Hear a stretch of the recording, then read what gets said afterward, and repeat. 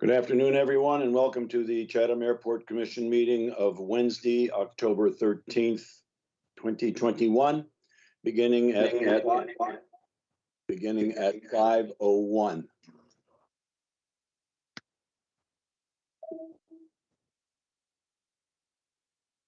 Pursuant to Governor Baker's June 16th, 2021 signing of an act relative to extending certain COVID-19 measures adopted during the state of emergency, including the extension of his March 12th, 2020 order suspending certain provisions of the open meeting law, that would be general law, section 30A, subsection 20, until April 1st, 2022. This meeting of the Chatham Airport Commission is being conducted via remote participation only. Every effort will be made to ensure that the public can adequately access the proceedings as provided for in the order. A reminder that persons who would like to listen to this meeting while in progress may do so by calling the phone number 508-945-4410 with conference ID 928-182-667, followed by the hashtag. Or you can join the meeting online via Microsoft Teams through the link in the posted agenda. While this is a live broadcast and simulcast on Channel 18, despite our best efforts, we may not be able to provide for real-time access. We will post a record of this meeting on the town's website as soon as possible. I would request that those of you who are in this meeting, whether as a participant or as a guest or a member of the public, to please mute your microphones and your video, turn off your video. For the commissioners, I would like your videos on and the microphone muted until you need to speak for whatever reason, which will be very shortly as I'm about to call the roll. So I'll give you a chance to get your videos on so I can kind of see who's here. This will help. Huntley, this is Ted. For some reason, my camera will not come on. But you are here. Yep. Okay, thank you. I see, I know that I see three of us. This is Dave Owens. I'm also having trouble getting my camera on. All righty. And this is Mike Cortese. I'm also having trouble. All right. Okay, well, as long as your earlier. volume's up and you've got things going, we're good to go. We'll have to have a technology seminar between now and the next meeting, I guess. All right. Anyway, Commissioner Burke. Present. Present? Yes? No? Yep. Present? Thank you. Commissioner Cortese? Present. Commissioner Donovan? Present. Commissioner Galen? Present. Commissioner Owens? Present. Commissioner Wilcox? Commissioner Harrison? Present. All right, we've got 6 of 7, and we're good to go. The first order of business is to approve the minutes of the September 8th, 2021 regular meeting. We also have to approve the minutes of September 14th, 2021, which was the joint meeting with the Select Board. We have to do them separately. So we'll start off with the September 8th meeting. Does anyone have any additions, corrections, or deletions for the September 8th minutes?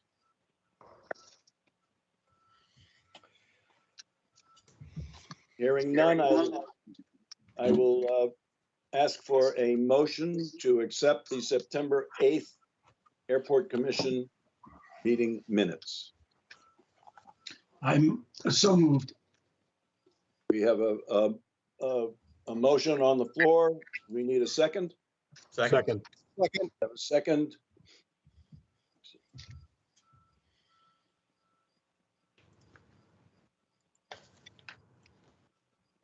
All right. And going through the roll call, Commissioner Burke, Yes. Commissioner Cortese, Yes. Commissioner Donovan, Yes. Commissioner Galen, Yes. Commissioner Owens, Yes. Commissioner Wilcox, Commissioner Harrison, yes. Okay, they carry 6-0. 6-0. All right. Now, the September 14th meeting, joint meeting, there was a problem that a member of the public indicated that in the minutes, he was misrepresented, and that was Mr. Fulton.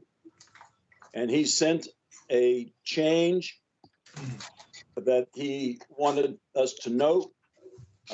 Those minutes technically were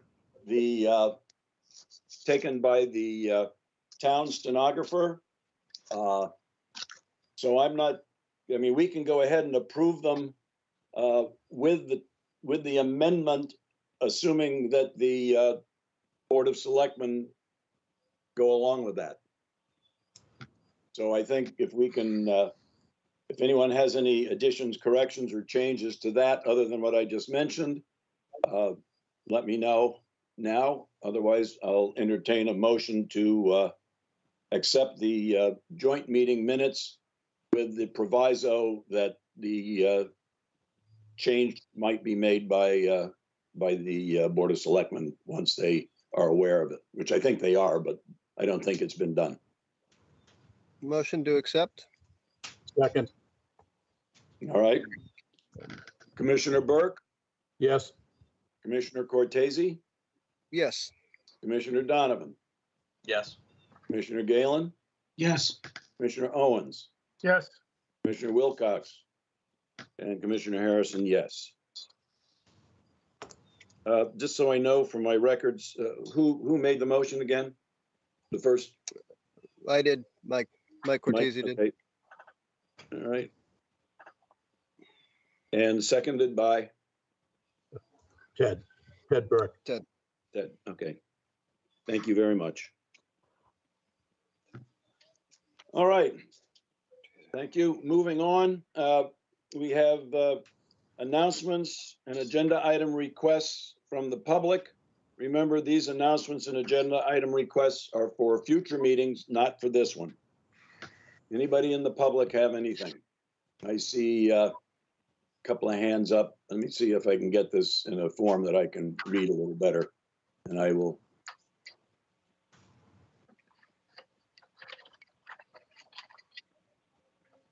Hang on.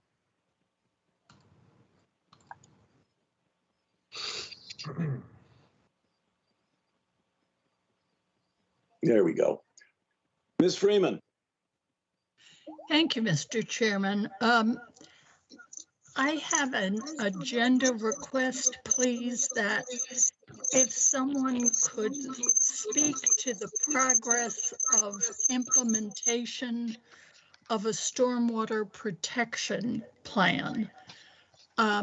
Pure potable water is a serious concern right now in Chatham, and it's the select board's highest priority.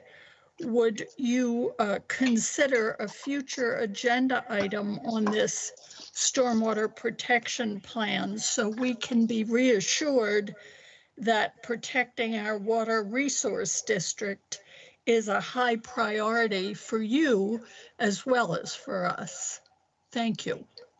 You're very welcome. Are you aware that we do have a stormwater protection plan? Yes? Okay. You just want to basically discuss it. Yes, I'd like to know what's happening with it. Okay, thank you very much.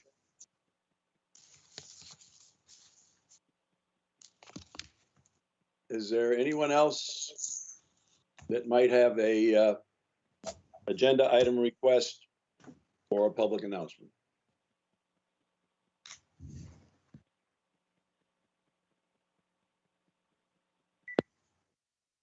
Okay. Moving on to new business.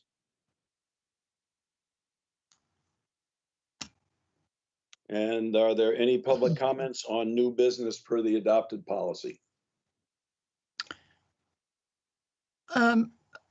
Renee Haas, I see your hand up. Hi, yes, hi, Chairman Harrison.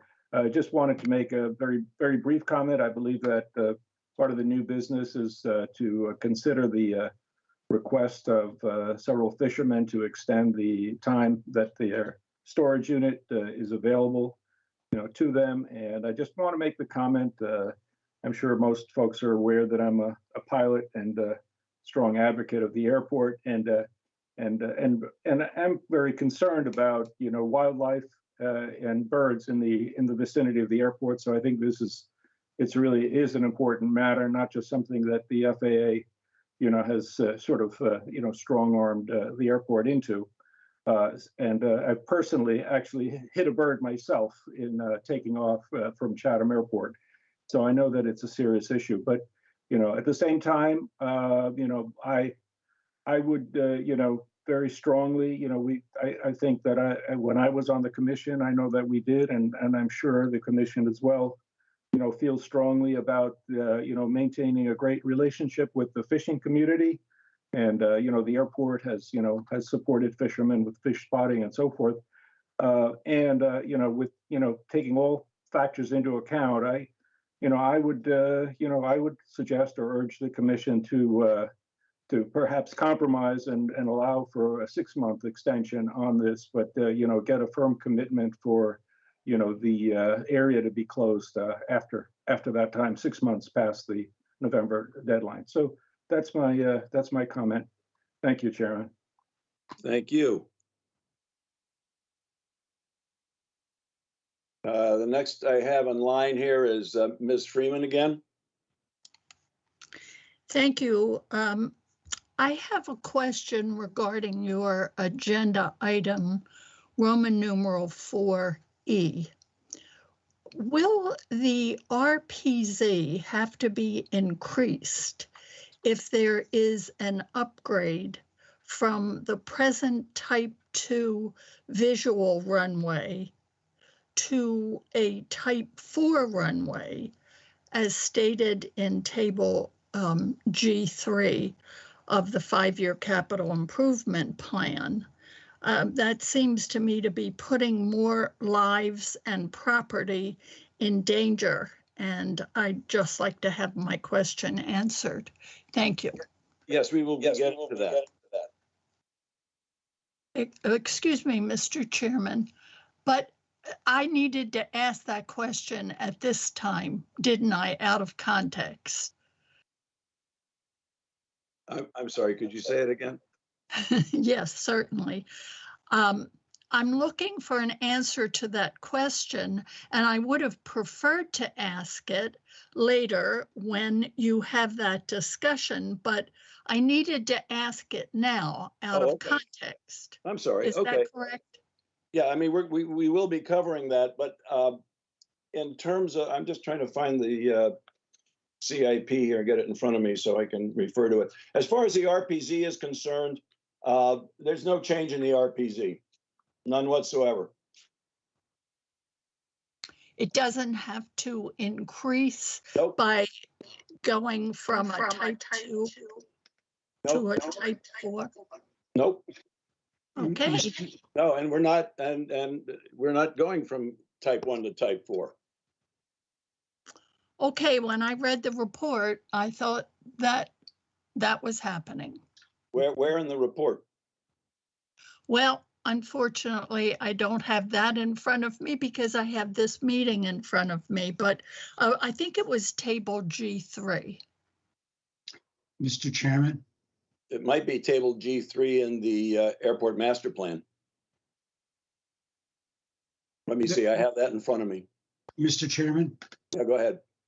I believe she's referring to something that was in an advertisement in the Cape Cod, in the Chronicle on the 30th of September, an erroneous bit of information concerning such a change, which is not true at all.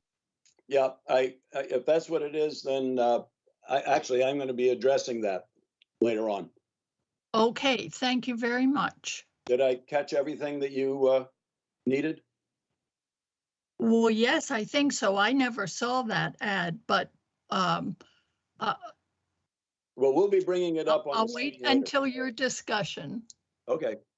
Thank you. Yeah, you're very welcome. Okay, next I have Mr. Levitt. Go ahead, sir. Thank you, Mr. Chairman. I'm Rick Levitt from West Chatham. I had the same question that the previous speaker had, and I'll be very interested in your response.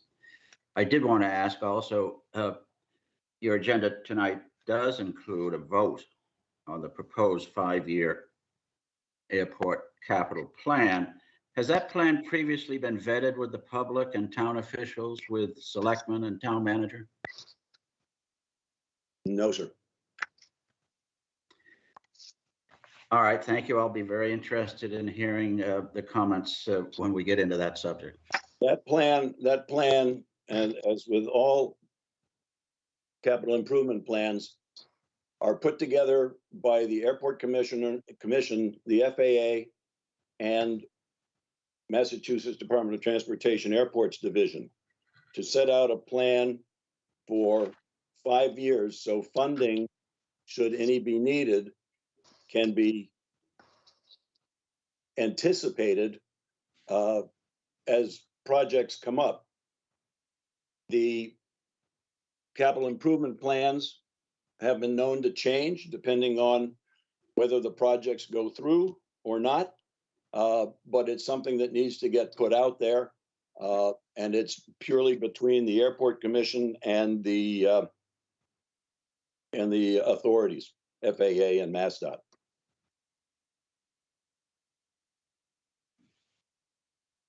That help?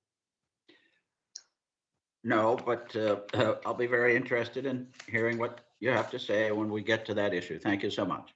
All right, you're very welcome. Thank you. Next, we have Mr. Uxtons. Thank you, Mr. Chairman. I have a question. Will I be able to make comments or on the after the airport revolving fund presentation has been given?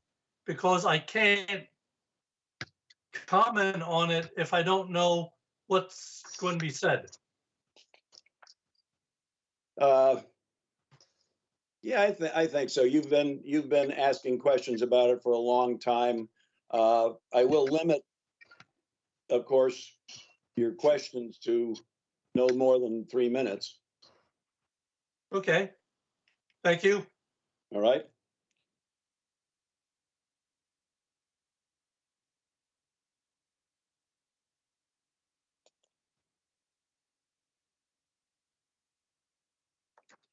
All right. Next on the agenda is new business, Section A, Airport Revolving Fund Report. Finance Director Alex Halela is here to report on that. Ms. Halela, the floor is yours. Thank you, Mr. Chair. Yes, tonight I just wanted to go through some of the questions that have been raised by members of the public as well in previous Airport Commission meetings, and as well as some public records requests or public information requests that we've received. I also want to point out that in your packet, you do have the most recent Airport Revolving Fund for the period ending, I believe it's October 8th, which was last Friday. So you can see where it is right now. And I'd like to kind of run through some of those as well, just for the public's information on the different accounts that we have. I'm not sure if everyone is aware of the different accounts for the, well, we have one for the Airport Revolving Fund, and then we have the capital accounts, which often run in deficit because those are reimbursable accounts. If you'd like, I could share my screen, which might be easier for members of the public to see the Airport Revolving Fund. Yeah, that would be nice if you could do that. Thank you. All right, let's see.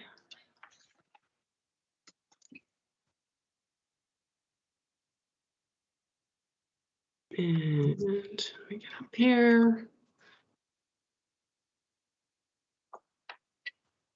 And I don't have it right here.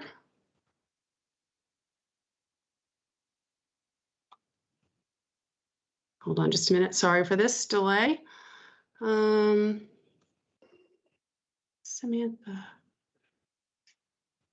Alex, if you'd like me to do it, and you can, I can That'd pull it be up, great. share my Yeah, screen. I'm And having then you trouble can finding just, this I'm gonna one. start, I'm gonna start with page 1 of the report. Yes, thank you, Terry.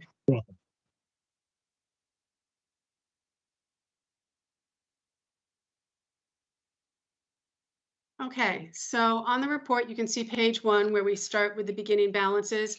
And this will be important as we are going to show something later that will show some financial transparency for both the Airport Commission and the public to see. The balance forward won't show in that future report, so that's why I'm mentioning that right now. So you can see the balance forward, which brought forward in the Airport Revolving Fund. And then we have the rental lease receipts, which are for just the rental of the airport. Those do not include the hangar receipts or the hangar leases because we bring those in at the end of the fiscal year. It's just a better way for us to track those. Our personal services are for the payroll vendors, and that is strictly for the minutes associated with the Airport Commission's meetings. And then we have the different purchases services, and these are fairly standard for some of the utilities, as well as some of the other items that you'll see, typically see every month. And so then moving down, we get to the top of page 4. You can see the ending balance right now in the revolving fund is $91,914.72. So far this fiscal year, you've expended $16,762.63. And we're hoping that with the financial transparency, we have a better handle on the expenditures moving forward, as well as the ending balances, because there's been some question about that. Then we have the federal and state grants. So this is the amount expended under the grants. So you can see that that is an ending balance and deficit of $477,000. However, right below that are the federal and state improvement, and that's the revenue coming in to offset that account, $435,000. So right now you're in a deficit position of about $41,000, which will be reimbursed because these are reimbursable grants. So legally, we are allowed to expend waiting reimbursement from the FAA and Mass DOT. And then the last item is the T hangar lease. And as we say, we sort of track that separately. It's just a better tracking form for both the Airport Commission and the public to see that those the hangar leases are being paid on a timely basis. So just running through the report, and if you have any questions on that, oftentimes you'll see some entries that are made at the end of the year, the journal entries where we've adjusted items in and out, which we did last year, as we had some of the CARES money, which I'll talk about in a minute, in answer to some of the questions regarding previous year's expenditures. Can I just make a comment? Yes. And correct me if I'm wrong, but I think sometimes people can look at this and see great deficits, but a lot of it has to do with the fact that the way the FAA and MassDOT reimburses us is that we have to pay that money out ahead of time for whatever project it is, and then they reimburse us with, as long as we send them the proof of what has happened and so on, which for the most part has been taken care of by our consultant. Correct. And yes, so they do run in deficit. As I mentioned earlier, it is a reimbursable grant. We don't get the money up front and then expend it. This is very typical of federal and state grants, that you expend the money first and then you request reimbursement. And if funds aren't eligible to be reimbursed, then the town would have to, so to speak, pick up the tab for those expenses. But as you noted, Gail does submit these, and they're very thorough in knowing what is eligible for reimbursement. Correct. Okay, thank you. Okay, so that answers those. So going back to the airport revolving fund, Again, the airport revolving fund receives revenue from the lease of the operations, as well as the T hangar leases, which are brought in at the end of the fiscal year. Expenditures, the limit is an authorization approved by town meeting under the revolving fund authorization, which was adopted by the town's bylaws. For FY 2022, the limit is $75,000. And the bylaw states that the quote, department, board, committee, agency, or officer authorized to spend from the fund is the airport commission and town manager. And I just want to state that the town manager has authorization to expend from any and all revolving funds as necessary. So, it was noted, and there was been questions about the airport revolving fund and exceeding some of its limits.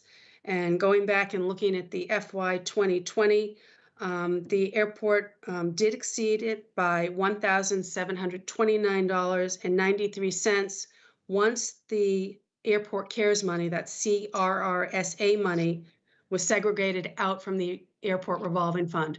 We commingled those expenditures into the airport revolving fund. Probably not the best thing we did, but we had so many cares things going on at one time. We were trying to keep the airport cares money separate from the FEMA cares money and the town cares money. So I went back and I did a analysis of that. So it was expended by overexpended by $1,729.93, which is something that we need to pay close attention to in the future. The expenditure limits can be increased by authorization. And I quote, an increased amount of that authorization is later approved during the fiscal year by the select board and finance committee. I know that that was done at one time in the past. I was not able to find the minutes from that meeting, and I believe that was in FY 2019.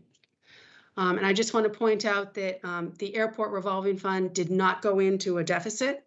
There was always funds to cover any expenditures, and that was the most important thing to note regarding the airport revolving fund. So I think that was it that I have right now on that. I just want to point out I do have two, the CRRSA funds, the CARES funds were available for any of the airport expenses, and use the funds to costs related to operations, personnel, cleaning, sanitization, janitorial services, and combating the spread of pathogens at the airport, and debt service payments. So really, they could be used for anything. And that was in the notification of the grant. Now, I know that we had a grant early on. I think, you get wrapped up in these acronyms. I think that was the CARES grant. That was the one for 30,000? Yes. Yeah, and we found items for that, and I think we were about, if I remember correctly, about 17 cents short of 30,000 on that submittal. Yes. I think we have another one, the CRRSA grant, which I believe is for 13,000, and I'm not sure. I don't think we have touched that yet. I think we're still trying to find things that would be appropriate for that one. But I think that's still outstanding. And I think we have until, I think, December 15th to close that one out. Yep. I think that's what I have in my notes. Oh, good. I was doing that off the top of my head. So with all these acronyms that have come out in the last year or so, it's tough to keep up. I have just one comment. Mr. Fulton, would you turn your video off, please? Thank you. And I do want to, I see that there is one question right now, but I'm not sure if you want to see what we have lined up for under OpenGov for financial transparency for the Airport Commission as well as the public. Sure. Or the question first, whichever. Well, I know Mr. Uxton maybe has a couple of questions. His hand is up, so why don't we let him ask a couple of questions, and we'll go to the other. Go ahead, Juris. Okay, Thank you very much, Mr. Chairman. It was made, the statement was made that the current balance of the airport revolving fund is $91,914.72. Is that what you are calling the airport revolving fund? 91,000, that's a balance that you are not including federal or state monies into the airport revolving fund. Is that correct? That's a correct statement. That is the airport revolving fund, no federal or state or CARES Act Okay. money right now. So I do have a comment on the September 8 minutes where the airport commission, for some reason, has folded in the federal and state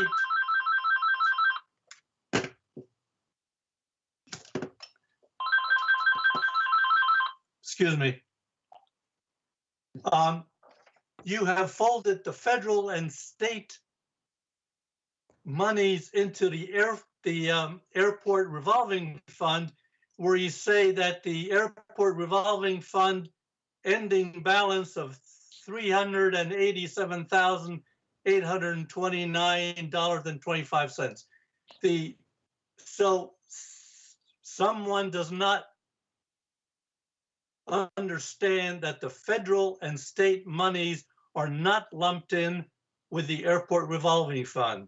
So your minutes are kind of misleading that the fund has over $300,000. It's very confusing, somebody reading the minutes. The other comment was made that I didn't catch which year, but the comment was made that the expenditures can be increased and that the select board did increase them. Could I get a confirmation of for which fiscal year and how that was accomplished? Because all my efforts have struck out that I have not gotten any information that anybody has increased the airport revolving fund budget as voted on by the town. My question then is, the town has voted for fiscal 22 of $75,000. You have a balance already of $91,000. Are you planning to exceed that $75,000 budget as approved by the town? Oh, are you asking me or who are you asking? I'm asking the chairman, Mr. Chairman. You are the one that expends the funds. As far as I know, it's cumulative. It's what? Cumulative. We have 91,000 to spend. But the town voted that your budget for fiscal 22 is 75,000. How can you exceed that? I'll have to defer to Ms. Halela. Yeah. Because that's the same question I had for fiscal 21. The town voted $50,000. And you, Mr. Chairman, expended over 80,000. And I have still yet to get any answer from the town administration why the airport commission was allowed to exceed the budget as voted on by the town, that the airport commission could disregard that budget and spend as they please. If I might. Go right ahead. Yeah, I don't think that the airport commission is going to exceed their authorization this year. We have put in a financial transparency and for the reporting. And what I was trying to point out previously was the 81,000 $29,998.13 or something was for that CARES Act. Unfortunately, with all the CARES money that was coming in, we put those expenditures in the airport revolving fund. We probably should have segregated them out as a separate grant under that. So that was the issue there.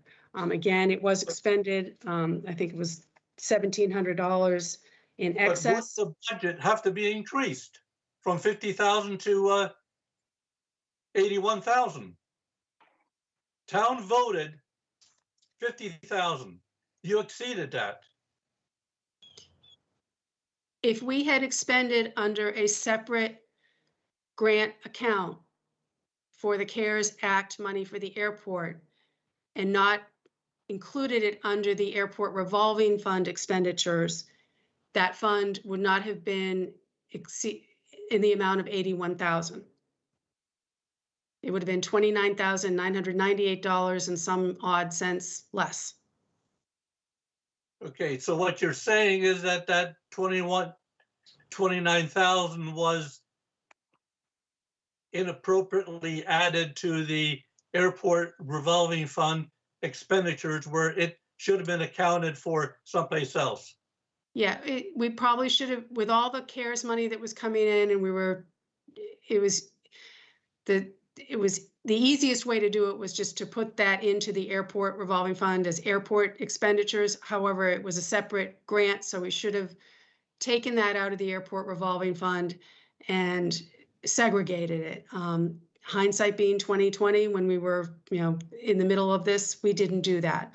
So moving forward, if this happens again and we get something, we can do that. Well, thank you for that explanation. But now, let me ask a question here. If that was reimbursable and we were over the limit for whatever amount of time, and it was then reimbursable, that brought us back under the cap. Am I correct? Again, it should have been segregated to a separate account, so the expenditures and the revenue would be, yes, and you were very close, yes. Yeah. okay, now the chairman said, because the fund has $91,000, he can spend that much. Is the chairman incorrect? He can only spend up to 75,000, that he cannot spend 91 unless the select board is notified and changes the budget? Unless and until the select board and the finance committee can authorize expenditures in excess of that $75,000 amount that was authorized by town meeting. And they have to do that each year if there is going to be an increase to the expenditure limit.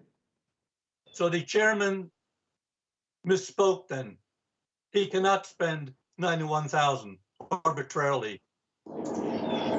Yeah, there's $91,000 available right now, but no, and that's why we're going to show you this financial transparency portal, so it makes everyone. So the chairman misspoke. He needs authorization to spend in excess of $75,000, correct? Is that correct? Stand corrected, Juris. Pardon me? I stand corrected. Thank you. That's only for 1 year. We still have 3 years where the budgets have, but no, I won't take those. This is not the time. Thank you, Mr. Chairman. You're welcome. Okay. Yeah, Alex, you have more, don't you? I do. I wanted to show sort of the open gov financial transparency. We have all the airport related reports, especially the airport revolving fund. We're still working through some of these, but it is a portal for financial transparency that's available on our website. And if I can try my screen now, and if I can't get it, we'll have somebody else do it. Okay, so let's see if I can get this. All right, so share my screen.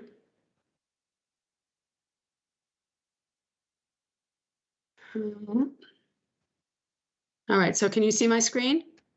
Yes. Okay, so we have, this is obviously the town's website. And if we go to the airport, and then we can come down, and we have financial transparency here. So I'll proceed to the site. And this is our OpenGov platform, which gives you all things financial for the town, but we have built the airport revolving fund. So this is everything we want the airport. Okay, let me go back. I have it here. Okay, so this is the monthly for the airport, and we have charts and we have views. So if I do revenue versus expenditure, let's see if I can get the chart in here.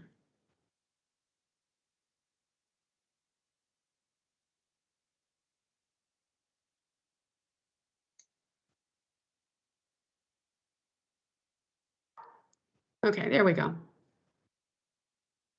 Okay, so these show the expenses from the airport revolving fund only. So we have the expense by type. So in July, you can see you spent $5,000, and then it was up to 14, 15, a total of 16,763. That's expenses. And then we have salaries, which are very small. Again, this is the personnel services for the note taking.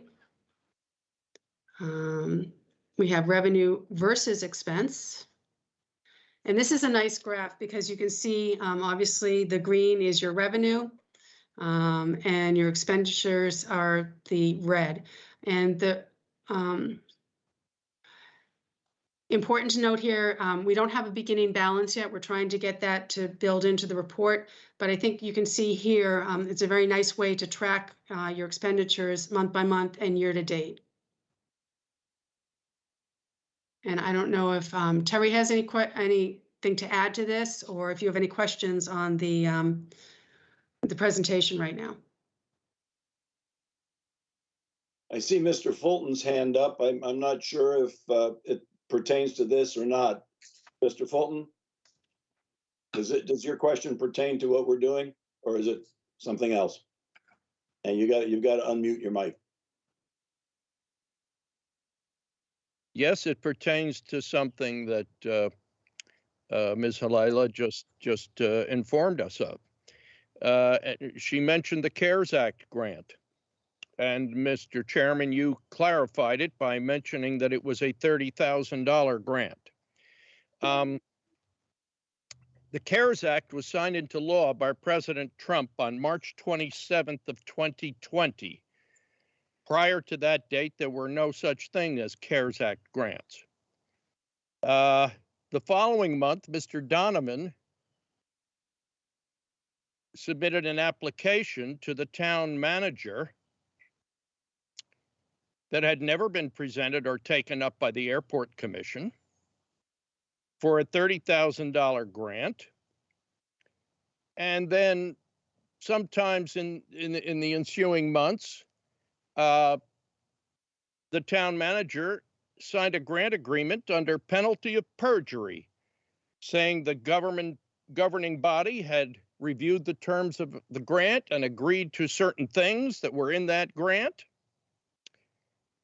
And the Airport Commission didn't meet at all between the second week of March of 2020 and the last week of October of 2020. Sometime after that grant agreement had been signed, sworn to, and submitted. Can you tell me how these $30,000 of CARES Act grants monies were approved when they were never even taken up by the Airport Commission?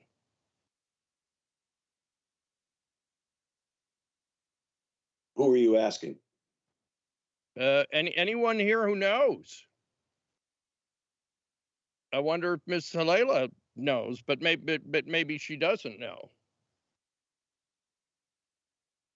I would have to look at the grant agreement. I'm sure we have a signature here, but I don't have it in front of me right now. But I've noted this. Well, I thank you, Ms. Halela, and I'll take it up with you at a later time. Maybe sometime I'll stop by town hall and I'll have the pleasure of meeting you. Okay, and I think I answered your question on the how the funds exceeded. I know you had asked that question previously. Are you satisfied with that? I did not. I never asked that question. That was Mr. Upton's who asked that question. Oh, I asked that question. Yeah, I thought somebody had asked, where the money came for the expenditures exceeded funds approved. So I think I hope I addressed that question. For which year? The funds were exceeded 3 years in a row. No, for any year. The funds came from the revolving fund. There was no money for, unless they were from the CARES Act, but there was no money that came from the general fund to supplement. I just wanted to make that clear. Right, but the question goes, if there's a budget, even if the airport revolving fund has $60,000, they can't spend it unless the select board approves the increase Yes. in the budget. I have Yes. not seen or heard of the select board raising the budget So, for the airport commission. Could you show me, could you email me correspondence that shows we're that the looking for select that board? right now. Unfortunately, No, I recall it. Not now, but I've been asking this question for 3 or 4 months, And we're researching. ever since the June. Well, you just said that the select board had approved the increase based upon what? That was my recollection, as well as some others, that it was increased as part, and I'm thinking that it must have been as part of the year-end transfers. However, I'm still looking to find the minutes from that meeting to verify that. Could you ask the town manager who keeps records of the select board's meetings that this would have been, had to have been voted on by the select board? I think we're getting Okay. in the weeds here. I don't think we have an answer to your specific question, Mr. Uxtons, and I think you have to defer to Ms. Halela so she can research this for you. Right, I've been waiting for Whelan? 4 months. Thank you Mr. very Whelan? much, Chair. I saw your hand up earlier. Do you still have something to contribute? Terry? No, I just wanted to point out a couple of things, and again, maybe semantics, but again, I think just regarding some of the comments. So, in a budget sense, when the word budget is thrown out, the airport revolving fund is not a traditional budget in the sense that money is allocated to it from town funds. So just for people to make some clarity on that. And then the CARES grant was not your typical FAA grant that required full authorization by the commission in that it did not involve grant assurances. So just to point those out, again, the CARES, in the COVID and CARES Act times, again, that was essentially handled administratively. Okay. I don't know if that answers Mr. Uxtons, but maybe it will or does. Is there anyone else who has a question out there? Okay. Thank you very much. Alex, is there anything else that you have? I didn't mean to cut you No, off. I'm just happy that, we'll get this monthly airport, and it's up live right now so people can see that. And I think that's a good way for the commission to also review your expenditures. during the year to make sure that you are in compliance with the authorization at town meeting as well. And then we can look to see if we can get some of the grants up there as well in the future. And so the public knows this is available for all Chatham financials. Right. Okay. And I suspect if some emergency happened at the airport that we needed some funding for, and we were, say, very close to our limit, we could ask the select board for a waiver. That's correct. Okay, thank you very much. All right. I see Mr. Haas's hand. This will be the last question in this section, or the last comment. Go ahead, Mr. Haas. Yeah, just a quick question or comment. It seems to me that the current authorization is 75,000, if I understand that correctly. But the total amount of money, including the money from the airport manager services agreement and the hangar rental, now exceeds that amount. And so I'm just asking whether this is something that should be raising the limit, which should be an action item for the select board and or town meeting, because the source of funds has increased, and there may be future expenditures that we may need to entertain, or the commission may need to entertain, and it has the money available coming in from new income sources, so it should be authorized to expend it for the airport. Thank you. Thank you. Ms. Alayla? Thank you. Yes, that's a very good point. You might want to look at your needs in the future, and that would be a recommendation while we're going through the budget process and preparing the warrant, because these are approved annually as part of the annual revolving fund approval at town meeting.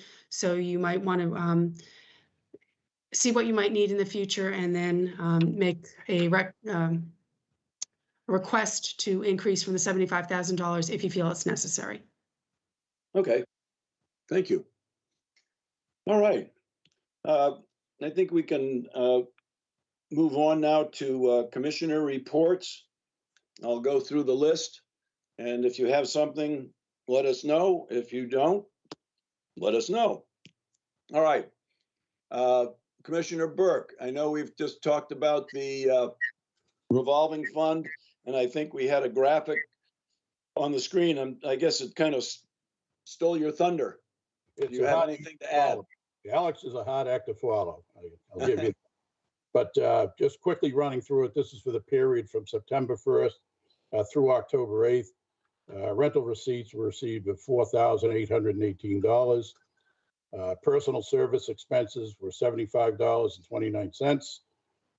Purchase of services for the two periods, September and the first week of October, total $2,492.99, and $1,050 was received from the hangar lease, bringing the year-to-date up to $68.40. And as Alex had said, she gave you the debit, credit, and balance figures, so I won't repeat them. That's it. Okay, and I think we will go in and per Mr. Uxton's, try to amend those minutes of 9/8 and make sure it represents the revolving fund amount appropriately. And I'll talk to our staff liaison about that after the meeting. Okay, thank you. Commissioner Cortese, anything from you, sir? Nothing tonight, sir. Okay. Commissioner Donovan? Nothing tonight. Okay, thank you. Commissioner Galen? Nothing tonight. Okay. Commissioner Owens? Unmute, David.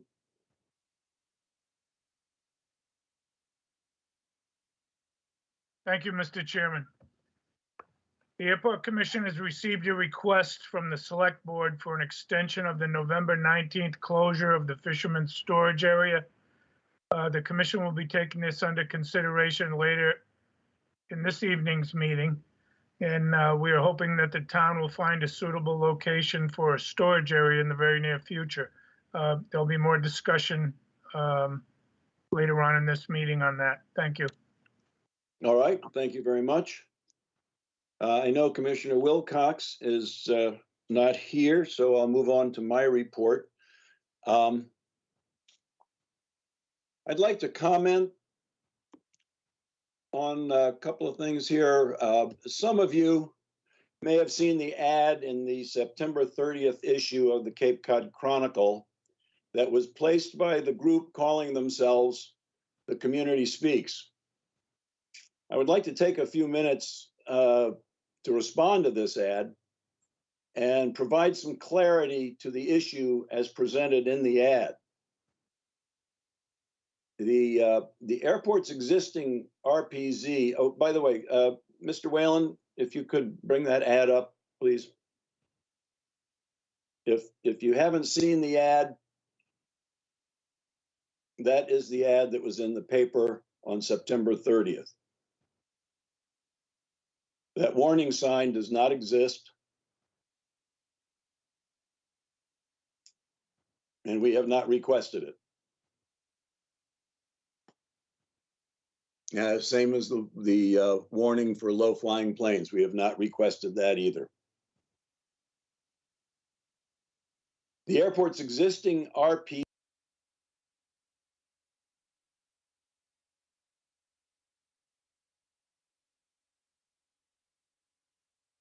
is 8.035 acres in size. This is based on the airport's design aircraft, which is the Beech Baron B-58. And also the fact that the airport's visibility minimums are not lower than 1 mile.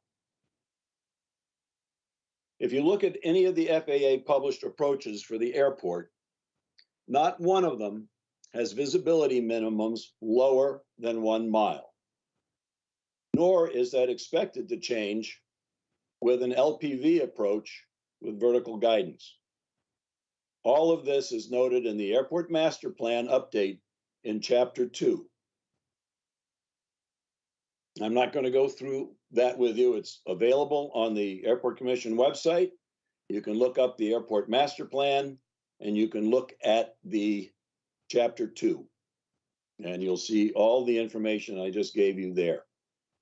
The design aircraft, the type of aircraft, what its specifications are, and if you continue on, you'll see visibility minimums for the approaches.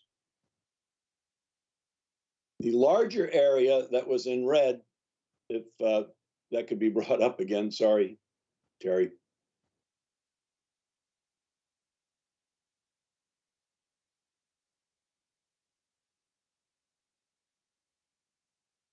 A larger area, this one here,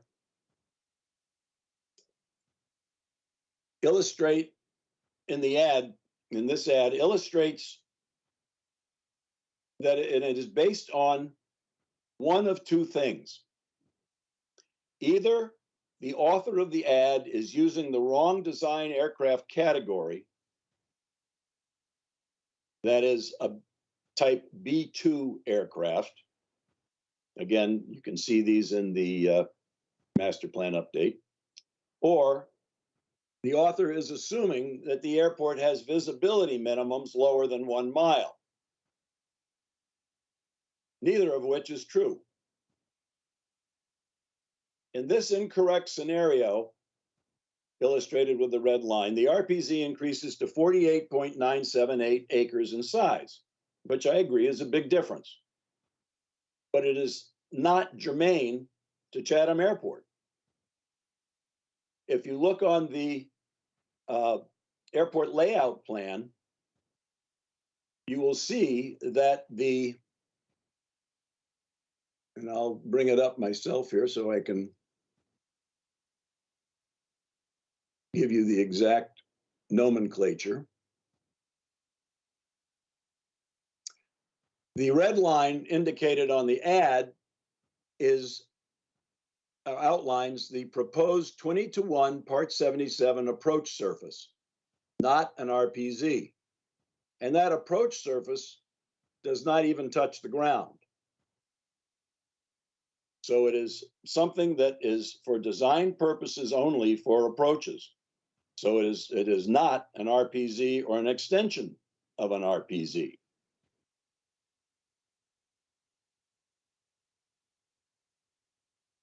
The ad claims the FAA would specify the larger outer area outlined in the red. This is an out of context quote and simply not applicable for this airport. No one from the FAA has made this statement anywhere or at any time to the Airport Commission. Frankly, I would like to know the source for the statement or the quote and who from the FAA made that claim, because the FAA has not established approaches supporting that statement. Finally, to the general public, all I can say is to consider the source of what you read and to leave the technicalities of airport design to the experts and not to whomever is behind the community speaks. Thank you.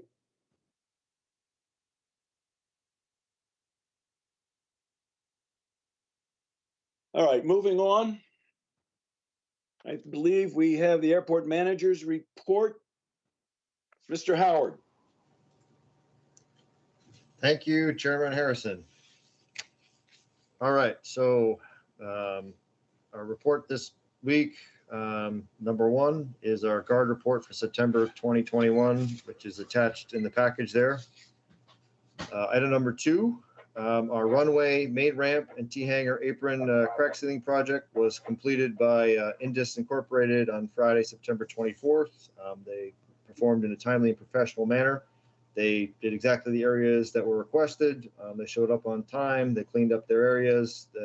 For as far as we can tell, we know they did a good job, and we're very receptive to working around our restrictions and our requirements. Let's see. So the next step in that process is because MassDOT Aeronautics had communicated to us that they would give the commission a grant to reimburse for the expense of that crack sealing. That's something they typically do in normal financial times, but due to COVID and the financial crises MassDOT has and whatnot, they have not been able to do their crack sealing projects every other year like they normally have been in the distant past. So we will be filing that paperwork and communicating with them soon to start that process for reimbursement. So that's item number two. Item number three is an event here at the airport through Monomoy Community Services and the airport, as well as the airport management. We held a airport field trip or supported that for Monomoy Community Services on Thursday, the 23rd. Wound up being a great success. We had over 30 participants, folks from users of Monomoy Community Services and their families were flown by 5 Chatham-based volunteer pilots and aircraft. We also had 2 Chatham alumni or Chatham Airport alumni who are now airline pilots come to speak to the kids and the families about aviation and careers in aviation.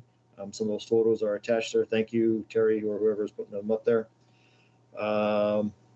So that was item number 3.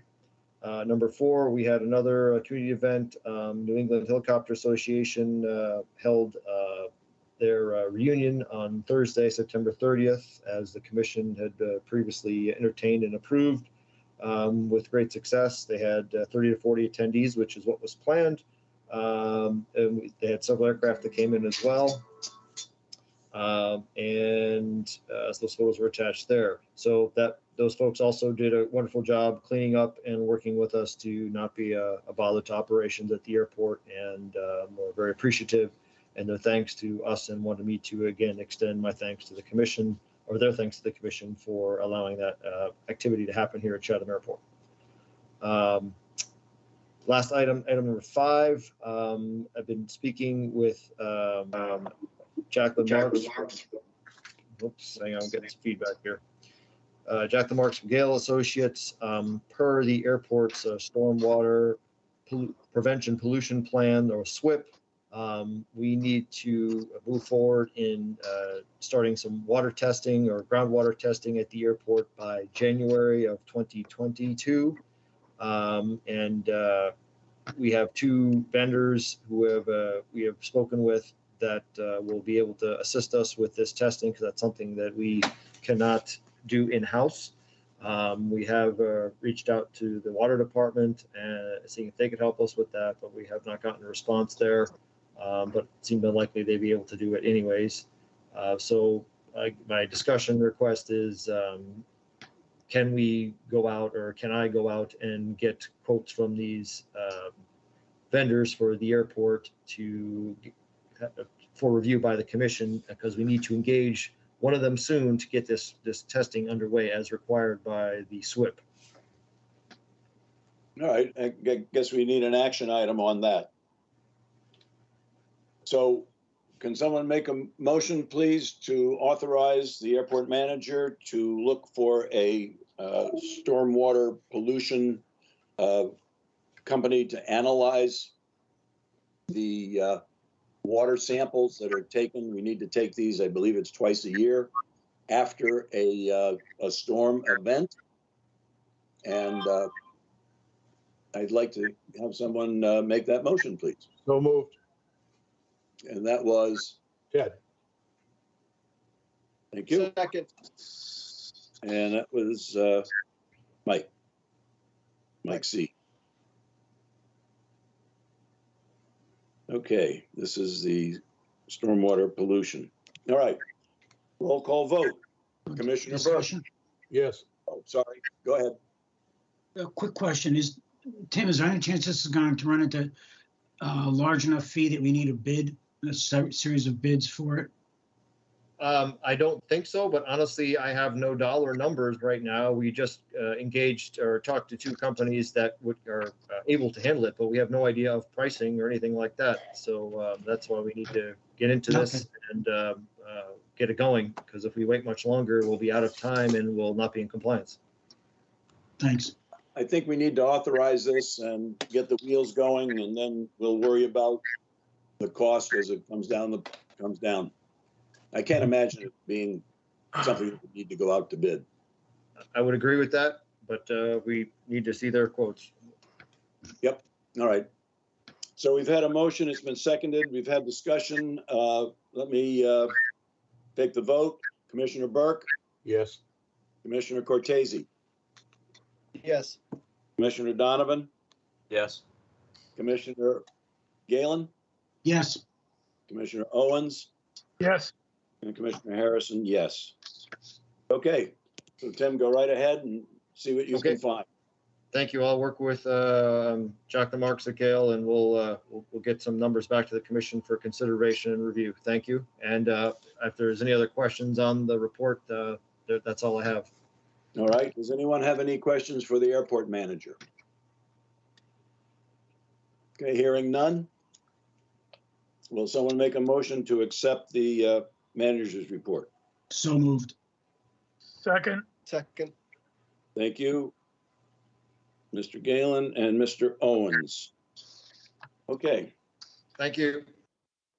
All in favor, Mr. Burke? Yes. Mr. Cortese?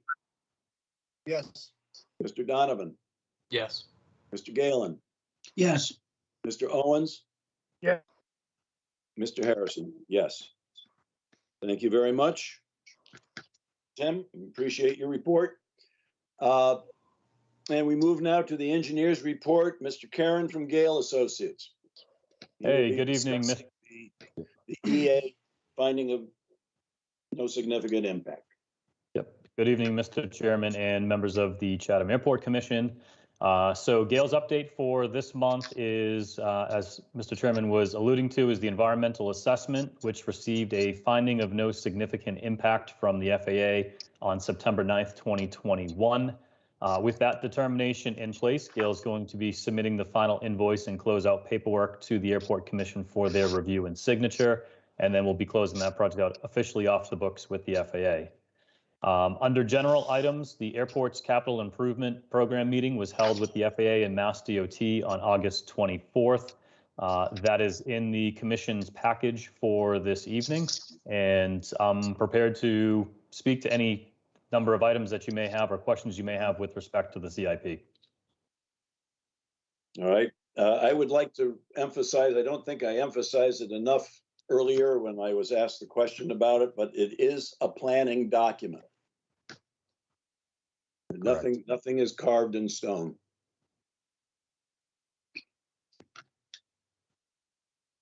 Okay. So,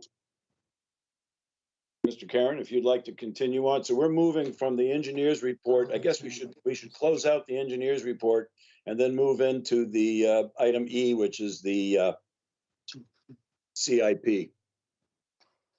So let's do that. Does anyone have any questions on the engineer's report?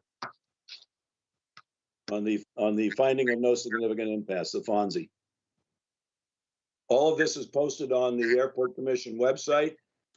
All the documentation and comments that people made, it's all out there for anyone's purview.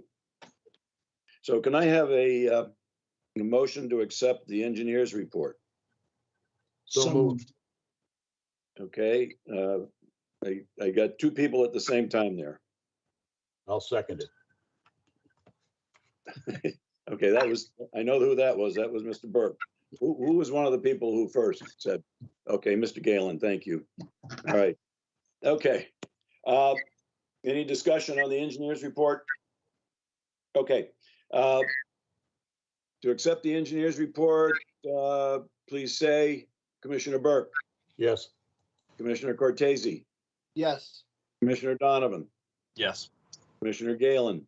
Yes. Commissioner Owens. Yes. Commissioner Harrison. Yes. Engineer's report accepted.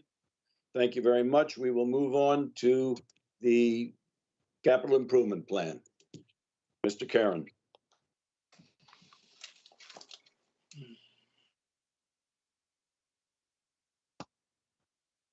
Muted, Matt. Oh, you're muted. My apologies. Thank you, Mike. As I was mentioning in the update, the capital improvement plan is in the commission's package for this evening. The next project that is scheduled for the airport is scheduled to take place in fiscal year 2023, or actually it's going to be a 2023 grant. That is abrogation easements over for properties that have trees that are obstructing the airport's approach surfaces. For purposes of meeting with the FAA and Mass DOT, when we do these CIP meetings, it is assumed that the projects that we're discussing on here are going to be eligible for AIP funding. And so therefore, we're calling it abrogation easements. But if you refer back to the master plan, there are other options available to the town of Chatham in its pursuit to remove those offending trees from the airport's approach surfaces. There's the Chapter 100 bylaw. There's abrogation easements, of course, which is on the CIP. And then there's, negotiations with property owners. And Mr. Chairman, to my knowledge, I don't believe the commission or the town has made a decision one way or the other in how you're going to pursue future tree clearing, whether that's applying Chapter 100 bylaw or negotiating with property owners or abrogation easements. So I just want to be, crystal clear that although it's listed as abrogation easements on the CIP that is being presented tonight, that's strictly because during our discussions with FAA and Mass DOT, in order for it to be eligible for AIP funding, the Airport Commission and the town would need to acquire abrogation easements as opposed to applying Chapter 100 bylaw.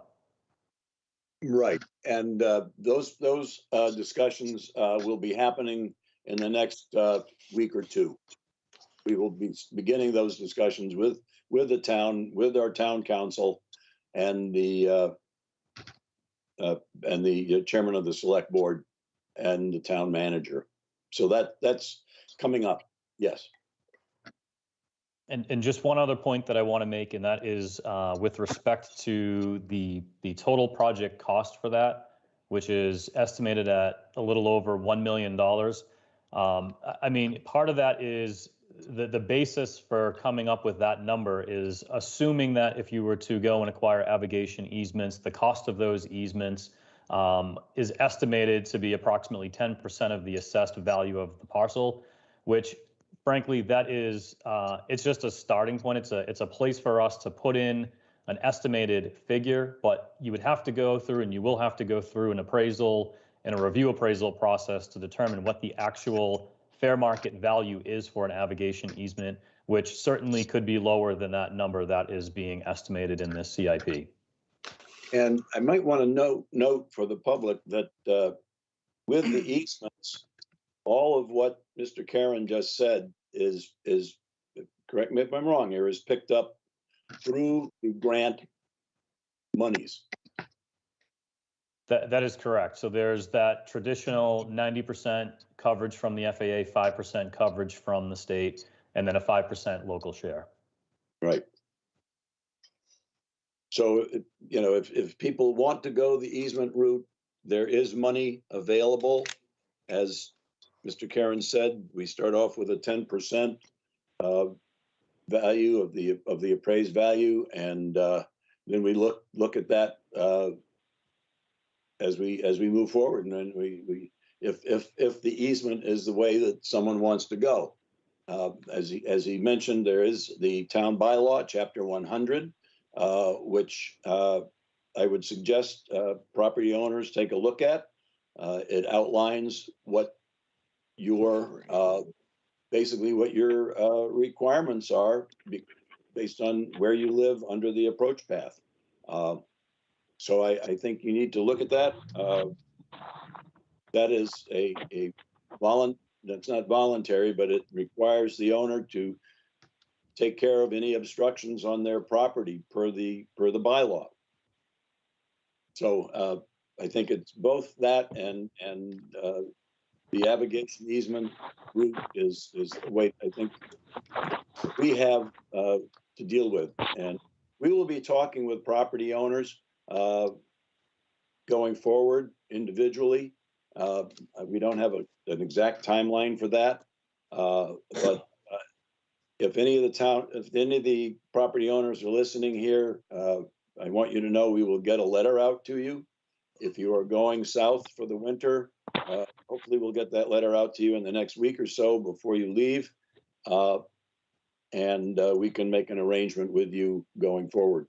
There is, don't panic. It's a long process.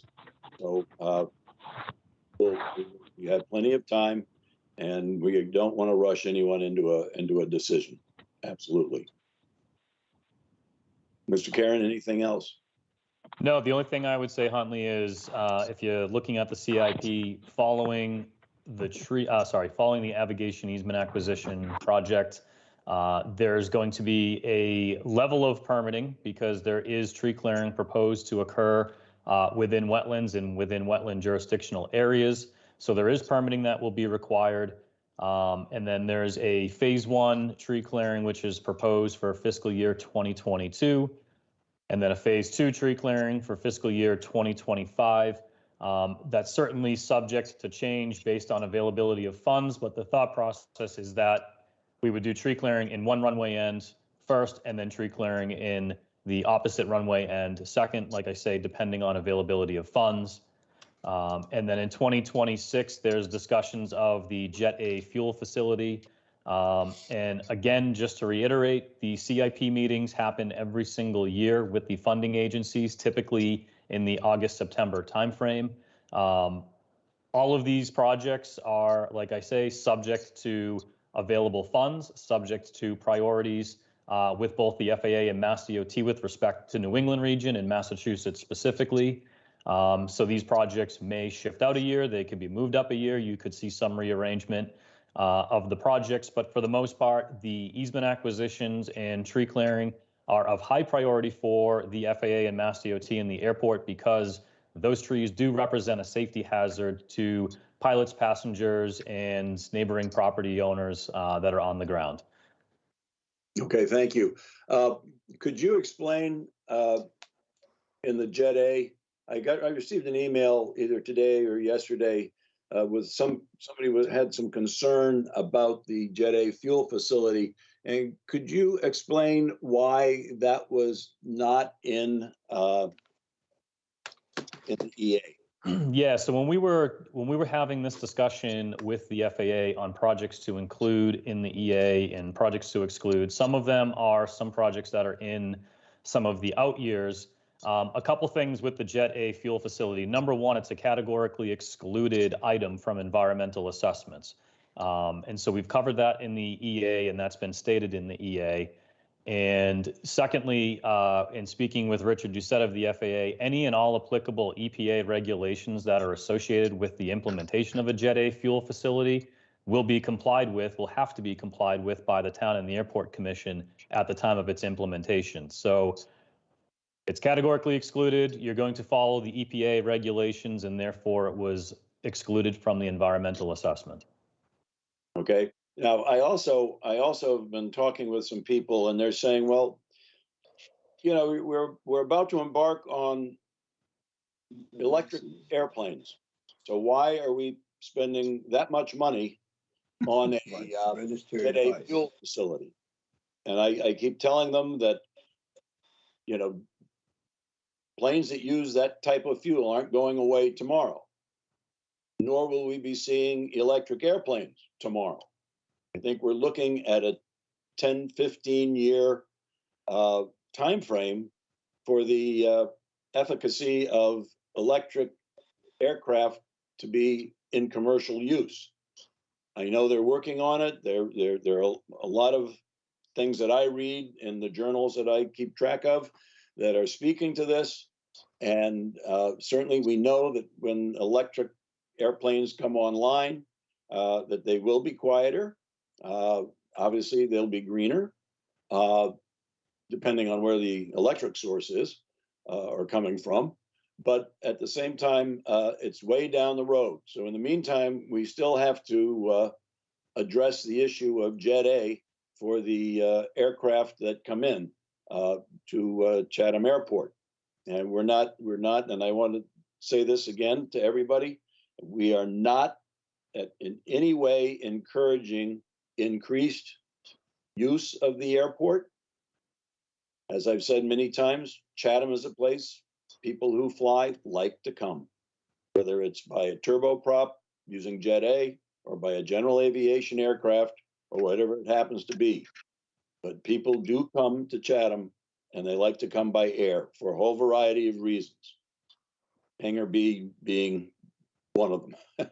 So, you know, I think we need to address this. We need to increase the safety of the fuel distribution that we have, and certainly bringing a truck in once, twice a year to fill a 10,000-gallon tank is a lot safer and cleaner than bringing a truck in once a month or less to fill the current truck. So I think we need to move in that direction when the time comes. And I know that some people, as I said, are not real happy with that, but I think we will rest assured we will go through all the appropriate channels and permissions when that time comes. I didn't mean to ramble, but there we go. So, Mr. Karen, anything else? Not from me. Nope. I'd happy to answer any questions the commission may have, but otherwise, I think I'm set, Huntley. All right, thank you. Commissioners, do you have any questions for Mr. Karen before we take a vote to authorize the CIP? No.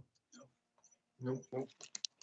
Okay, hearing none, do I have a motion to authorize the CIP as written? So moved. Motion to authorize. Okay, was that Mr. Burke? Yes. Okay. The second, please. Second. Okay, I saw Mr. Owens. Thank you. Excuse Move me, to Mr. accept, Commissioner. Mr. Burke. Excuse me, Mr. Chairman. Oh, yes, I sir. think Tim Howard had his hand up. Oh, I'm sorry. Yes. Yeah. Hold the Yes, Go I'm ahead. sorry, yeah.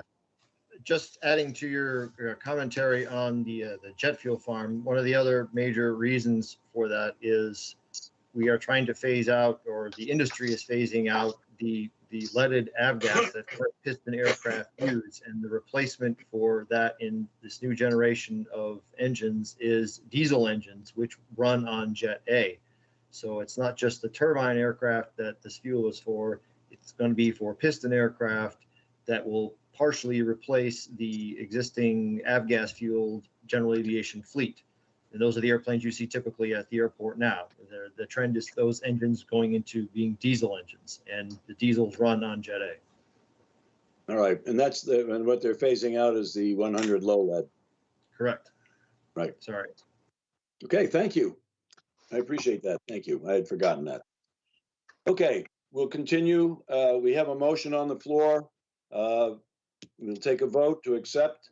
Mr. Burke? Yes. Mr. Cortese? Yes. Commissioner Donovan? Yes. Commissioner Galen? Yes. Commissioner Owens? Yes. Commissioner Harrison, yes. Motion carries 6-0. We have a CIP. Okay. The next thing on the agenda is May I ask a question, Mr. Chairman? Who's asking? George Oakson's. Could you no, you didn't raise your hand. Sorry. Well, I'm sorry. I muted. Yeah, And we're not really taking questions. Questions were earlier on agenda items.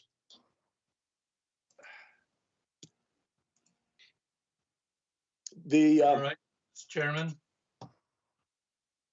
If that's your position.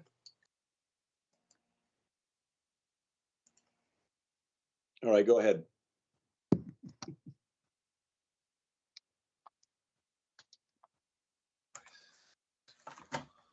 Mr. Uxons, are you going to speak? I thought you would not allow me. If it's very quick. Yes, the jet fuel tank. Who would be receiving the income from that jet fuel tank? Would the town be receiving all income, or would the airport manager? The reason why I asked is several meetings ago, I can't remember when, the jet fuel tank issue was brought up, and the comment was made, I believe by FAA, that if this is going to benefit a private commercial business, federal taxes or federal money would not support this jet fuel tank installation. So this is why I'm asking that question. Since federal funds and state funds are going to be used to support this jet fuel tank, will all income then be go to the town and not the airport manager? Mr. Uxons, you'll notice that is in 2026. And it also will depend at that time on the airport manager's service agreement. And we have 5 years to think about that. So. But you are voting on it now. You are voting on it now. No. So is that a fair question? Wait a minute, wait, time out. I'm not going to get into this with you. Remember, this is a planning document. It is not carving this in stone. It can change next year. It could be moved to another year.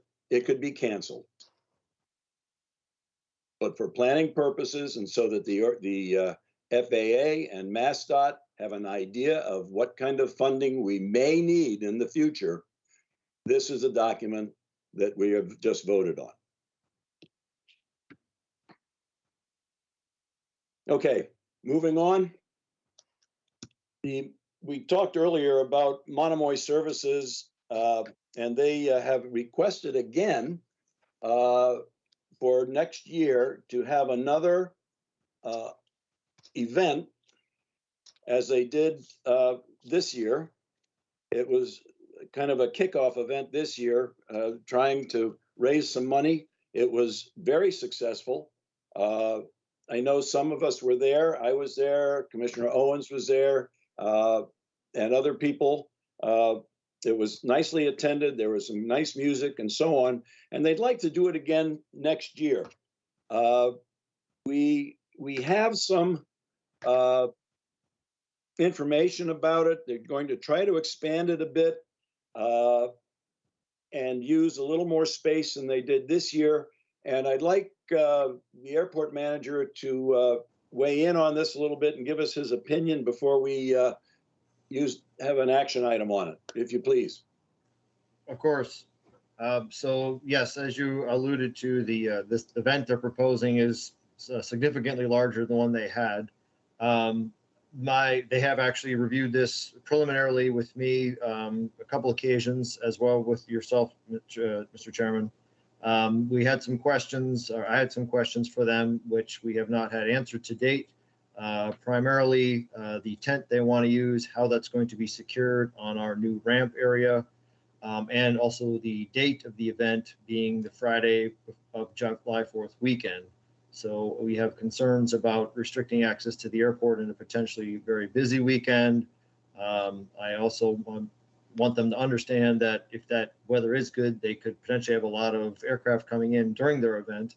But we also don't want to damage the ramp reconstruction, the pavement reconstruction we just went through less than a year ago by putting extremely heavy concrete blocks or things like that to secure this tent that they're asking to use, which is, understandable. However, it needs to be secured somehow, and without being able to stake it into the pavement, that's going to be difficult. So those questions were asked, but we really haven't had any answers or feedback on that yet. To my thinking, we need to talk about that some more with them, especially the tent issue, and then the whole date thing. I'm willing to support the date as long as they can get all their equipment clear by first thing the following morning. But it seems like the scale of what they're proposing would be a fairly significant teardown and build up time. So, and then, again, if it is a busy weekend, historically, however, that weekend is foggy and we don't have much activity going on, but if it were to be good, that's a potentially very busy weekend kicking off the summer season, which is one of the themes that they have, is they want to kick off summer season. So I definitely want to work with them. I want their event to be a success, but I don't want to be causing damage to the infrastructure or setting us up for a safety concern here. So I think we need more information before we can really make a decision, or at least I can, make a decision from my standpoint on it. So just more information, I guess, is really what's needed. Right. Well, I know that they've asked us this early to kind of give them a de facto approval because they have to line up a band, and apparently they're looking for a very good band for this, which will be a nice attractant for the crowd that they hopefully are expecting. So I think if we move forward with this, we should put the proviso in the motion, and whoever's making the motion this evening, put the proviso in that we will approve it, but with the proviso that we get more information down the line with that, and that if we don't get that information confirmed by you, the airport manager, in a timely manner, that we might have to pull the plug on it. Yeah, I would just. Let's get a motion on the floor. Let's second it, and let's open it for discussion. I've said my piece, and so can I get a motion, please, for this? I move to accept the application, or the request by Monomoy Services to hold another event at the airport, pending discussion of all the particulars Tim has gone through. Okay.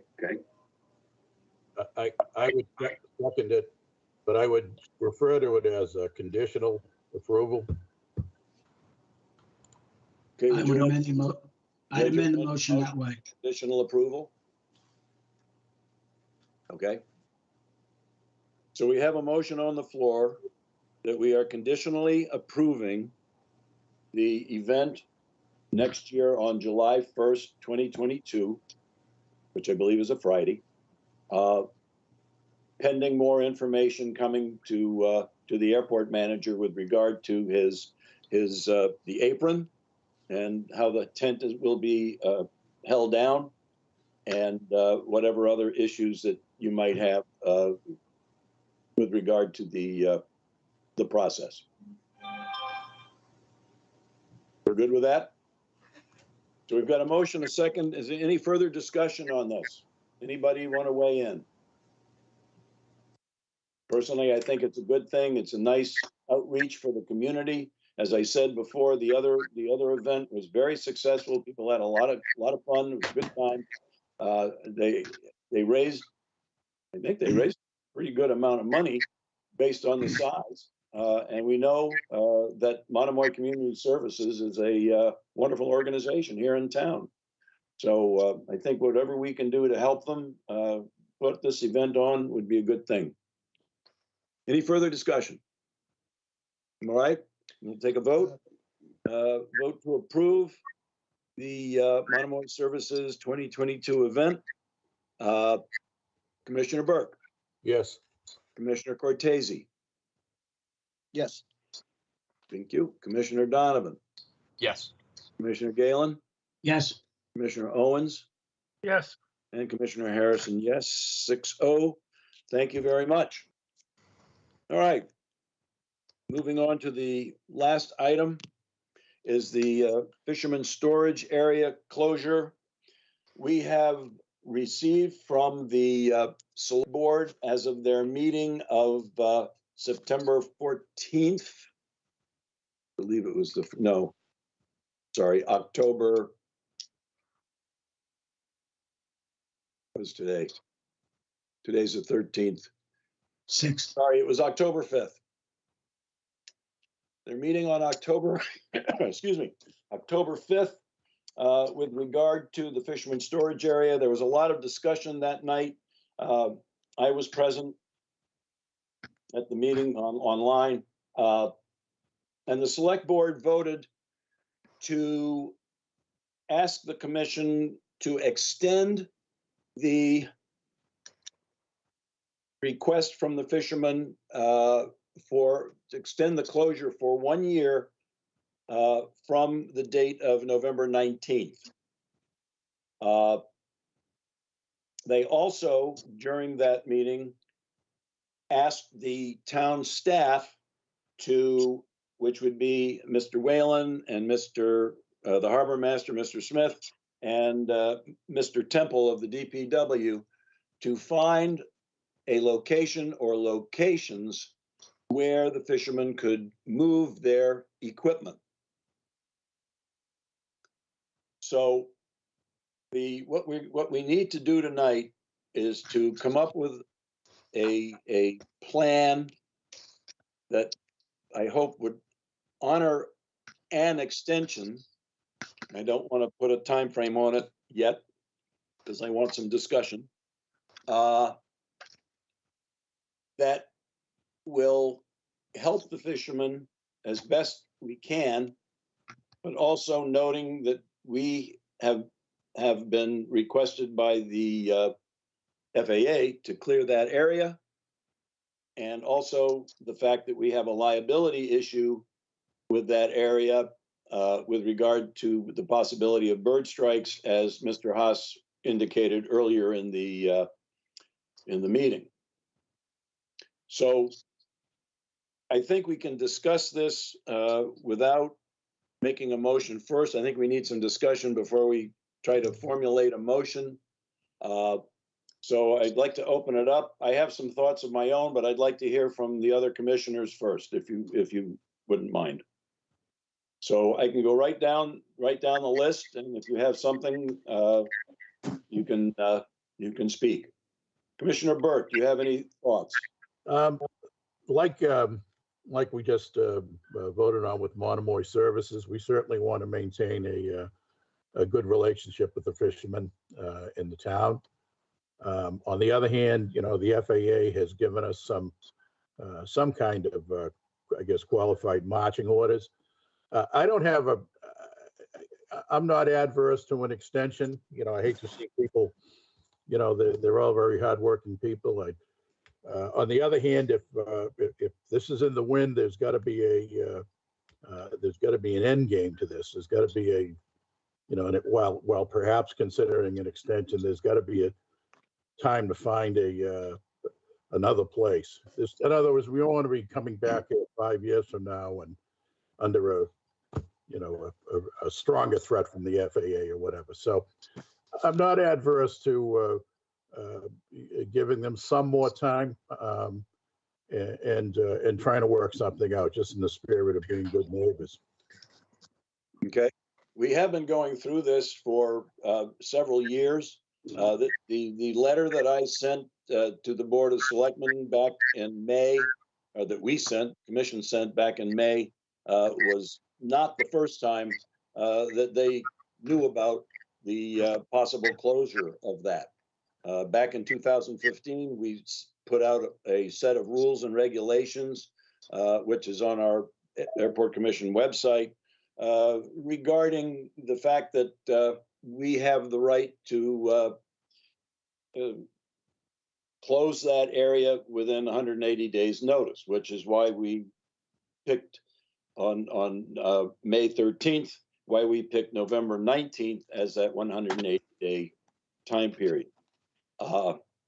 Apparently, there was a communication breakdown between that date of May 13th until the town manager in the middle of July sent a letter to each individual tenant of the storage area indicating that they might have to be out by the 19th. Well, of course, that just compressed the whole time table down to, instead of 180 days, to whatever that time period is between July, the middle of July, to middle of November. So it's probably about 4 or 5 months instead of the full 180 days. So I think given that communication lapse, and that, as Commissioner Burke said, we want to do the best possible thing we can, that we should honor an extension of some sort. And we can get into the nitty-gritty of that in a few minutes. Other commissioners. We'll go down the line. Mr. Cortese, do you have anything? Yes, Chairman Harrison. Look, the fishermen are a fabric of our community, and we're would love to host indefinitely, but we, as Mr. Burke said, we do have our marching orders from the FAA, and there are safety concerns. So I'd be in favor, not to rehash this, but I'd be in favor of a short extension with some performance markers. Say 50% of it gets cleaned out by a certain date, and then something along that lines. But something to keep pushing it down the line and keep the progress moving forward rather than having it stall and sit for a year or two. Okay. Commissioner Donovan, any comments? Yeah, I mean, I know we've been working on this for a long time. You know, I'd given the communication issues and COVID and all that, I'd definitely support an extension as long as you know, there's some end game plan to wrap this up. So. Okay. And Commissioner Galen? I will just reiterate what everyone else has said. I think an extension is in order of some kind. I think that's the issue, is how long. But I definitely believe that considering all the things that occurred in the communications breakdown, that's the least we can do, is off the extension, since it seems like the FAA is okay with that. They're not putting a great amount of pressure on us to get it done tomorrow, so to speak. I think we should take advantage of that and work with the parties involved to come up with an equitable time frame. Yeah, I wrote to the FAA last week, and the response I got was that they gave us some, as you said, some leeway to establish a plan with the fishermen to close that area. So we do have some time. Commissioner Owens, your comments, please, and unmute. There you go. Yep. Just speaking as a commissioner, two liability issues: a liability for safety of the users of the airport, and then the liability from the FAA if we're going to take a hit on any money or get fined for not having the area removed. I have mixed feelings about it, and I'm not going to make a big list of throwing anybody under the bus, but there's a lot of people that have dropped the ball on this for years and years. I spoke to a lot of past commissioners, and there's been some issues up there, and have been asked to clean the place up. This isn't a new thing that we've been asked by the FAA to close it down, and but really, I can't see that anything's been done to move forward, look for another place, clean the place up. So,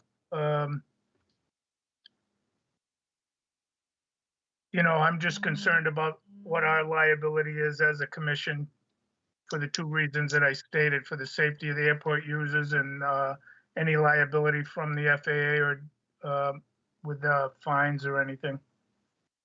Okay. All right. Here's my take on it. I too agree with giving them an extension. I also like the idea of Commissioner Cortese of performance markers. I am not inclined to give them a 1-year extension as requested. I would like to see it in a shorter time interval, perhaps 6 months, which is double the amount of time in the rules and regulations anyway. And then that would take us to the end of May. But here's what I'd like to do. I'd like to get together with representatives of the fishermen, if not all of them together, at some point between now and the next commission meeting, and try to hash out a plan that would suit them the best, but within that 6-month time frame. Now, I know a lot of it has to do with fishing season and what the dates of fishing season are, when they begin, when they put their traps in, and so on. And I'm not well versed in that.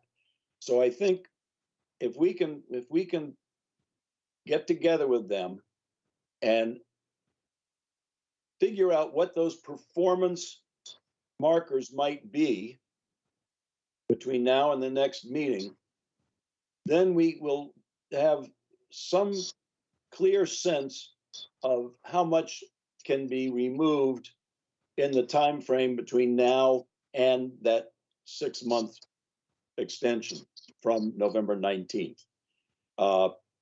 Hopefully, as those months go on, that the tenants will start removing whatever they can. I know some of them have already started moving things to their own home property, or perhaps other places that I'm not aware of. And I hope that the others will start moving some things out and making it a little easier so that it's not all piled up at the end. Now, I do know that some of them have many traps, and they have to take them out when it's not the season, and then they have to put them back in. So when that time frame is, we'll have to, that'll be part of our discussion and negotiation with the renters of the area. But I do think we will have to have a hard close. I'm talking 6 months, which I believe puts us, I think that would be May 19th. But I could see, I think fishing season might not starting, by then, and we might have to move it to mid-June, or maybe the end of the town's fiscal year. But I think that's going to be our hard stop. I just can't imagine dragging this on any longer. We've been doing this since we got our land use compliance information from the FAA back in 2015. And I do know the town is trying to find a location or multiple locations for them, which would be wonderful. And I hope that happens. I hope we see that. So I think we're ready for a motion tonight. I'm not sure how we would word it, but I do see Mr. Galen's hand, so maybe you can help me out here. Okay, I move to extend the closure of the fisherman's storage area with the date to be determined pending a meeting between representatives of the Chatham Airport Commission and the fishermen to discuss the date and the activities to get us to that date. And the motion also has that meeting will occur prior to the next airport commission meeting. So at that point, we can vote on whatever's determined, or discuss whatever determined at the meeting, and take a subsequent vote on a closure date. Okay. I'll second that. I specifically didn't put specifics in there because I think we need the meeting and the discussion. Exactly. And who, I heard a second, who was that? That was Ted again. Okay, thank you, Ted.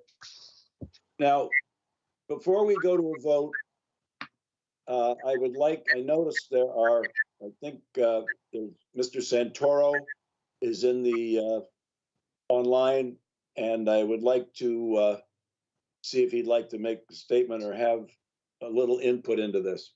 Are you still there? Yes, Frank Santoro here. Well, good evening. Yeah.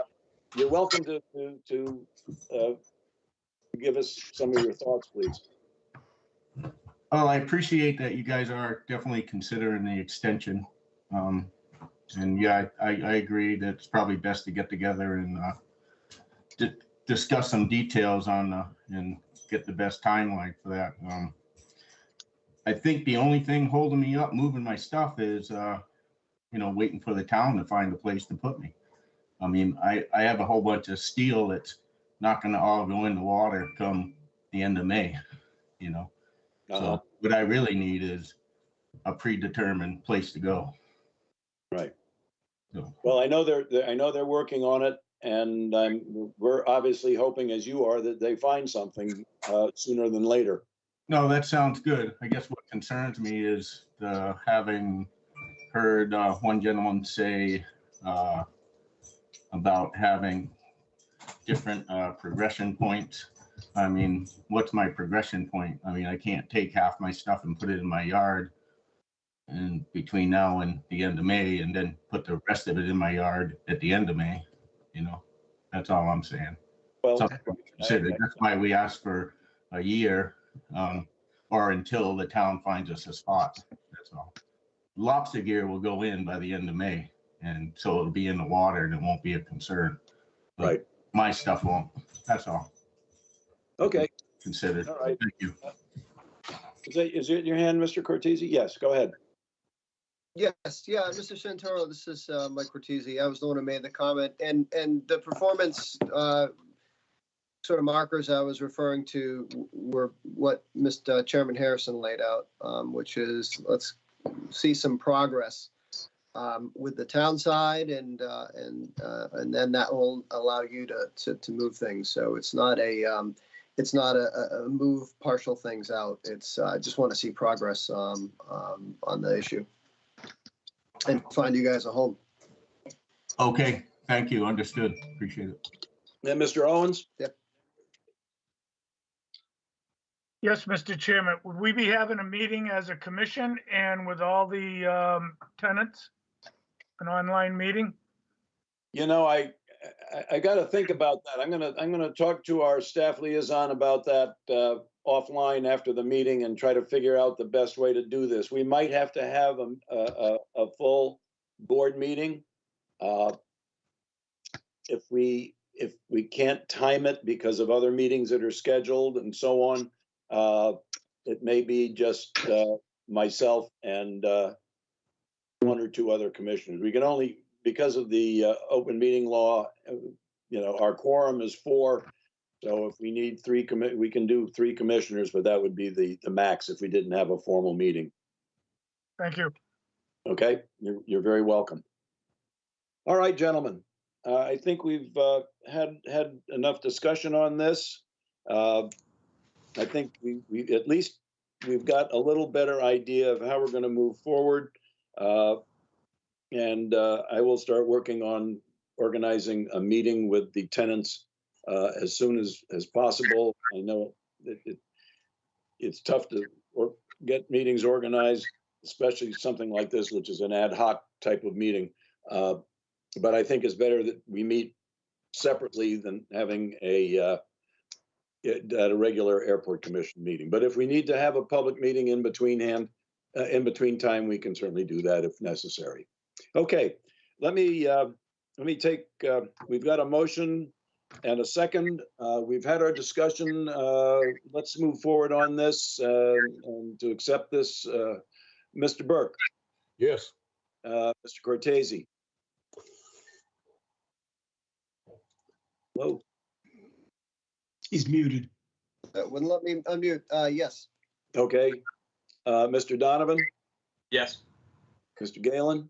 Yes. Mr. Owens? Yes. And Mr. Harrison? Yes. So motion carries 6-0. Okay. Well, that basically concludes the agenda. I see a hand up by Mr. Buckley. Mr. Buckley, I'll recognize you, but we're about to close the meeting, so please be aware of that. On that last subject, as people may know, there's 3 acres of land that we're offering, at least 2.5 acres, I should say, land that the town is interested in buying, and there may be some room there for a temporary place for fishing gear. So I just wanted to throw that out as something that Florida. Mr. Buckley, that's very nice. Could you? It may be a little premature since the town doesn't really own the land yet, but could you send me some information about that? The size, the acreage, the area, and so on, and some information about it, and maybe we could figure out a way that we might be able to use it even maybe before the town makes the purchase. I don't know what those negotiations are. I'm not aware. I'm aware of it, but I'm not sure where they stand. And but I think if you can give me some information, that would be very helpful. And I appreciate your offer. Okay, I would direct Katie Donovan has all that information and might be a good touch point to, that's what I would say. Oh, okay. They've got all the information about it. It's public knowledge. It's not. Oh, all right. Okay, so I'll contact her. Certainly, I'd like to be part of. Okay, you're breaking up a little, but I get the gist of what you're saying. Nothing's going to happen with the town about it tomorrow. Yeah, it's going to sit. I'll figure with it. So even if it's okay. Well, if you have if you have anything that you can send me, that would be great. Send it to the Airport Commission. I'll find it, and we can go from there. Thank you. I appreciate that. Okay. Anything else for the good of the order? Mr. Owens, your hand's up. Yes, Mr. Chairman. I wonder if you could try to contact Commissioner Wilcox, make sure she's okay. I know she's missed a couple of meetings and we haven't heard from her, and just curious that she's okay. Okay, I will do that. I will contact,